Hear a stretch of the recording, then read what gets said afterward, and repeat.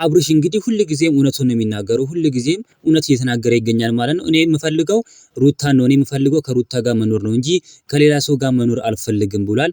እንግዲህ እነ ዳኒና ሌሎቹ ወደ ሄርሜላ እንዲሄድ ነው የሚፈልጉት ከሄርሜላ ጋር እንዲሆን እንዲጋቡና አንድ ላይ እንዲሆን ነው የሚፈልጉት። እሱ ግን እኔ የምፈልገው ሩታን ነው እኔ የምፈልገው ሩታና ሩታን ብቻ ነው ሩታና ልጄን ነው ብሎ ተናግሯል ማለት ነው። ነገር ግን ሁሉ ጊዜ እነሱ ወደ ሄርሜላ ይገፋፉታል በግድ በቃ በግድ እሱ ምን አልፈልግም ካለ በግድ ነው እንዴ በግድ ነው ወደ ሄርሜላ የሚወስዱት። በቃ እሱ አልፈልግም ካለ አልፈልግም ነው። ለምንድነው እንደዚህ የሚያጨናንቁት? ልጁ ራሱ አጨናንቆ ነው እነሱ ራሱ አሁን ልጁን ጭንቅላቱን እያሳቱት ያሉት ማለት ነው። እነ ሄርሜላና እነ ዳኒ ምናምን መሰሎቿ እንግዲህ ለምንድነው እንደዚህ የሚያደርገው የሚለውንም እኛ ምንም እየገባን አይደለም ማለት ነው። እሱ የሚፈልገው በቃ ሩታን ነው ከሩታ ጋር ነው መኖር የሚፈልገው ከሩታ ጋር ነው ህይወቱን መቀጠል የሚፈልገው ማለት ነው።